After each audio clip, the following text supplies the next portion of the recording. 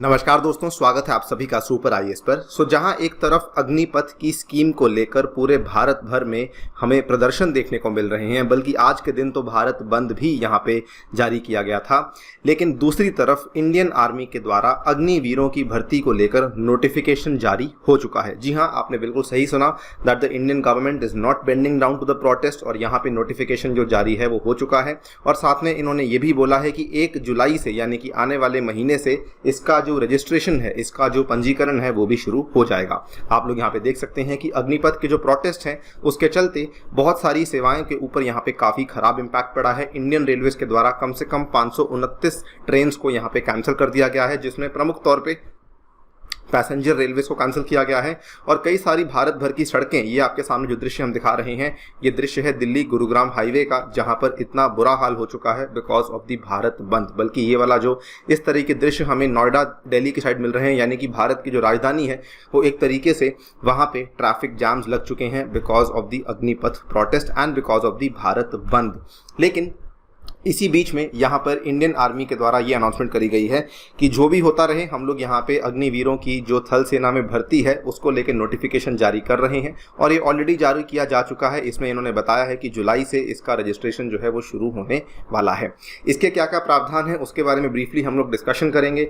Also यहाँ पे government ने इसको रोल बैक करने का जो रीज़न दिया है उसके बारे में डिस्कशन भी करी जाएगी। चलिए शुरू करते हैं दोस्तों मेरे साथ। मेरा नाम है अनिरुद्ध। इस लेक्चर की PDF को यदि आप लोग डाउनलोड करना चाहते हैं तो यहाँ पर दिए गए टेलीग्राम चैनल के माध्यम से कर सकते हैं। इसके अलावा अगर आपने अभी तक हमारे चैनल को सब्सक्राइब नहीं किया है तो प्लीज डू सो दैट आपको हमारी वीडियो के नोटिफिकेशंस टाइम टू टाइम मिलते रहें।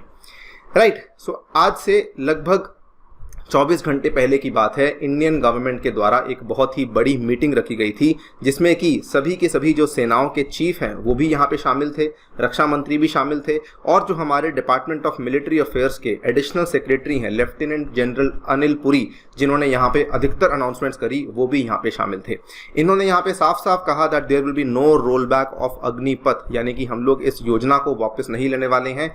बल्कि इन्होंने साथ में ये भी कहा बहुत ही स्ट्रॉन्ग तरीके से कि जो भी यहाँ पे अभ्यर्थी हैं उनको इस चीज़ का भी यहाँ पे प्रूफ देना होगा कि इन्होंने आर्सन में या फिर वैंडलिज्म में किसी प्रकार से कोई यहाँ पे इन्होंने पार्टिसिपेशन नहीं करी थी। यानी कि आपका पुलिस वेरिफिकेशन किया जाएगा।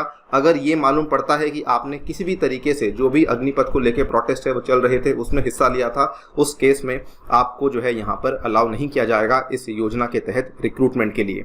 बल्कि इन्होंने यहाँ पे साफ साफ कहा that there is no place for indiscipline in the armed forces. सशस्त्र बलों में हमें जो है इनडिसिप्लिन की कोई जगह नहीं रखते हैं। All candidates will have to provide a written pledge that they did not indulge in any arson violence. और साथ में इन्होंने कहा that Indian army's foundation is in the discipline, police verification is 100%, no one can join without that. यानी कि police की verification करी जाएगी और पाया जाता है तो उस केस में उस अभ्यर्थी को यहाँ पे रिक्रूटमेंट के लिए एलिजिबल नहीं माना जाएगा। इन्होंने बल्कि साथ में ये भी कहा कि द रीजन जिसके चलते गवर्नमेंट यहाँ पे अग्निपथ स्कीम को लेकर आ रही है उसका कारण बड़ा साफ है, that is it is the only progressive way to make the country young. यानी कि इसी तरीके से हम लोग हमारी आर्म्ड फोर्सेज की जो एवरेज एज है उसको कम कर सकते हैं। और क्योंकि इन्होंने साथ में ये भी कहा कि आगे आने वाले टाइम में जो हमारी युद्ध हैं, जो हमारे वॉर्स हैं, वो बहुत ज़्यादा टेक सैवी होने वाले हैं। यानी कि ऐसे युद्ध लड़े जाएंगे, डिजिटल वॉर्स लड़ी जाएंगी, जिसमें कि हमें यंग लोगों की आवश्यकता है। इसी के चलते हम लोग इस बड़ी स्कीम को इतने बड़े पैमाने पर लेकर आए हैं।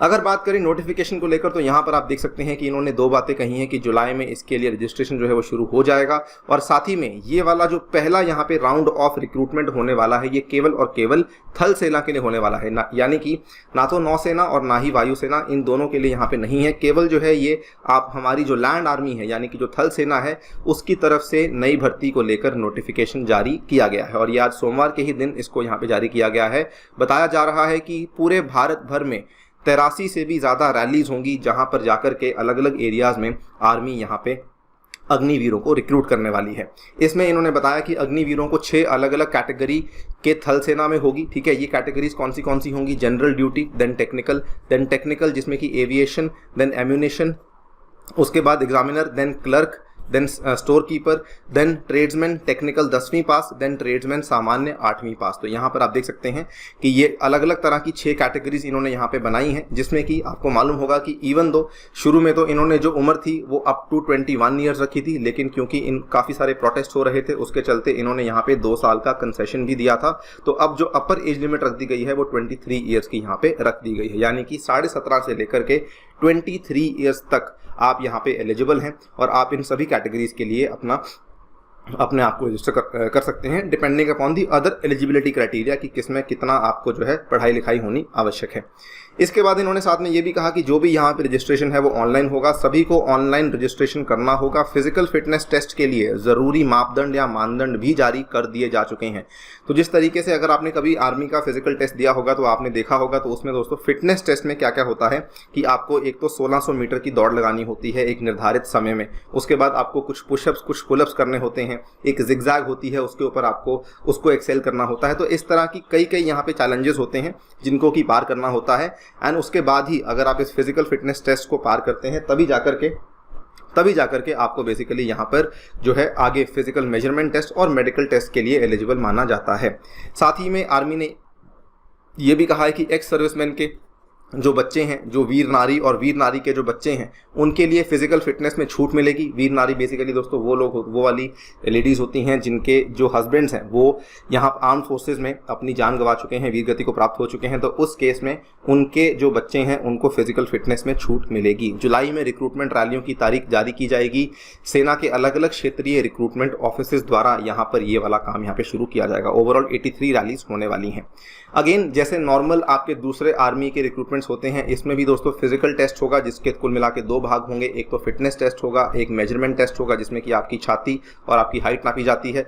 दूसरे नंबर पर मेडिकल टेस्ट होगा जिसमें कि अगेन आपका पूरा का पूरा मेडिकल फुल बॉडी चेकअप वगैरह बहुत सारी चीज़ें चेक होती हैं। उसके बाद आपका लिखित परीक्षा होगा। अगर ये दोनों चीज़ों में आप सफल होते हैं तभी जाकर के यहाँ पहुँचते हैं, या फिर सिंपल भाषा में कहूँ तो यहाँ सफल होते हैं तो यहाँ पहुँचते हैं, यहाँ सफल होते हैं तो यहाँ पहुँचते हैं, और एक एक चरण को पार करना होता है तभी जाकर के आप फाइनल रिक्रूटमेंट के लिए यहाँ पर एलिजिबल हो जाते हैं।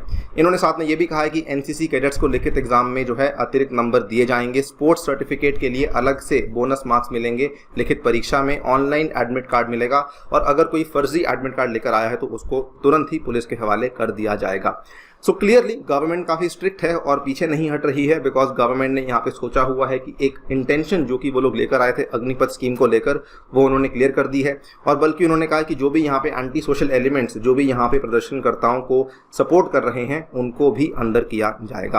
आप क्या सोचते हैं इस डेवलपमेंट के बारे में? डेफिनेटली बताइएगा कमेंट सेक्शन में। फिलहाल के लिए वीडियो में इतना ही। जाने से पहले बताना चाहूँगा कि अगर आप लोग टेक्स्ट बुक के माध्यम से अपनी यूपीएससी तैयारी को शुरू करना चाहते हैं तो टेक्स्ट बुक आपके लिए लेकर आया है सुपर कोचिंग, जिसके माध्यम से आप घर बैठकर इंडिया के बेस्ट यूपीएससी इंस्टीट्यूट्स के माध्यम से अपनी तैयारी को शुरू कर सकते हैं। इसके लिए आपको केवल एक सिंगल सब्सक्रिप्शन की आवश्यकता है, जिसका दाम है ओनली 30,000 रुपीज़ पर एनम, जिसमें अगेन 20% डिस्काउंट आपको मिलेगा अगर आप लोग मेरा कूपन कोड A2SIR इस्तेमाल करते हैं।